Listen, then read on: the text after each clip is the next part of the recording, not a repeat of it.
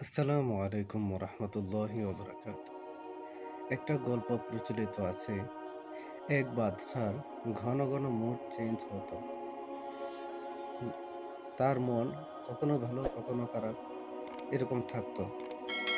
রাজার মন্ত্রী পরিষদ, উজির নাজির সবাই তার মন ভালো রাখার চেষ্টা করছিল, কিন্তু কোনোভাবে তার মন ভালো রাখতে পারছিল না। সেই রাজ্যের এক জ্ঞানী ব্যক্তি একটি পাথর, মূল্যবান পাথর নিয়ে বাদশার কাছে উপস্থিত হলো।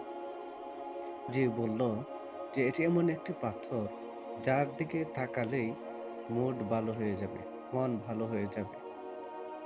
তো তখন ম- রাজার মন্ত্রী পরিষদ, উজির নাজির যারা আছে সবাই অবাক হলো যে আমরা এত কিছু করছি, রাজার মন ভালো করতে পারছি না, কিন্তু এই ব্যক্তি একটা পাথর নিয়ে এসে কি বলতেছে যে এই পাথর নাকি সব মন ভালো করে দিবে, মন খারাপ ভালো করে দিবে।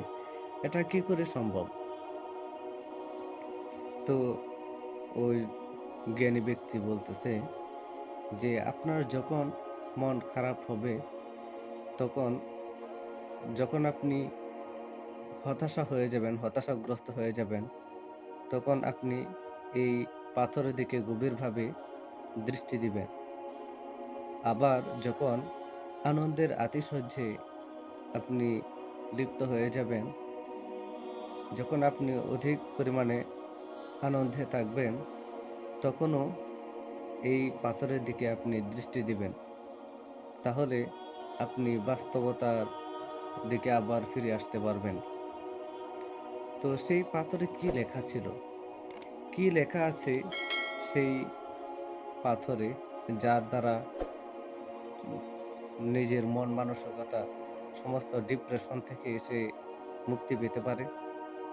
তো সেই পাথরে লেখা ছিল, "এ সময় শীঘ্রই ফুরিয়ে যাবে।" তো এর কিছুদিন পর বাদশাহ তার পার্শ্ববর্তী অপর বাদশাহের আক্রমণে তার সবকিছু হারিয়ে যায়। তার সৈন্য সামন্ত অনেকেই নিহত হয়ে যায়, অনেকেই আহত থাকে। তিনিও আহত হন। তখন হঠাৎ করে ওই পাথরের কথা মনে পড়ল। তখন আর সেই পাথরটা তিনি সবসময় নিজের কাছেই রাখতেন। তো সেই পাথরটা বের করে পাথরের দিকে তাকালো। তখন চোখের সামনে ঝলঝল করে ওই লেখাটা ভেসে উঠল যে এ সময় শীঘ্রই ফুরিয়ে যাবে।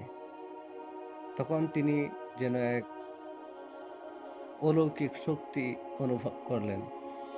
তখন তিনি উঠে দাঁড়ালেন এবং তার সৈন্য সামন্ত যারা আছে তাদেরকে নিয়ে আবার পুনরায় সুসংগঠিত হলেন। আবার নিজের রাজ্য নিজে দখল করে নিলেন। নিজের বিজয় হলো। এই বিজয়ে তখন তিনি আবার নিজেকে আনন্দের উল্লাসে ভাসিয়ে দিলেন। এভাবে অনেক দিন, অনেক সময় কেটে যেতে লাগলো।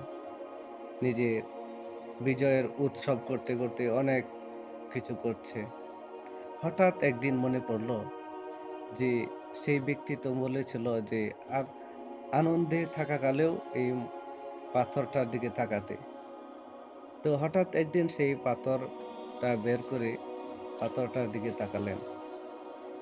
চোখের সামনে সেই লেখাটা আবারও ভেসে উঠল যে এ সময় শীঘ্রই ফুরিয়ে যাবে। তখন তিনি আবার কল্পনার জগৎ থেকে, বিলাসিতার জগৎ থেকে আবার বাস্তবতার দিকে ফিরে আসলেন। যে যে আমি যে এই বিজয় উদযাপন করছি, বিজয় উল্লাস করছি, এটা তো স্থায়ী নয়। আবারও তো কোনো শত্রু আক্রমণ করে আবারও তো সবকিছু ধ্বংস করে দিতে পারে। তো আমরাও যে এই দুনিয়াতে আছি, আসলে আমাদেরও এটা কোনো স্থায়ী ঠিকানা নয়। আমরা যে অবস্থায় আছি, অনেকেই ডিপ্রেশনে আছেন। যারা যে অবস্থানে আছেন, এই কথাটা যদি আপনারা মনে রাখেন যে এই সময় শীঘ্রই ফুরিয়ে যাবে। যদি আপনি কষ্টে থাকেন, তাহলে আপনি মনের মধ্যে একটা শান্তি অনুভব করবেন যে আসলে যে এই দুঃখের সময় যে যাচ্ছে এটা তো চিরস্থায়ী নয়। এটা অবশ্যই কোনো না কোনো দিন শেষ হয়ে যাবে। আপনি আপনার মনের মধ্যে আশা জাগাবে এই কথাটাই।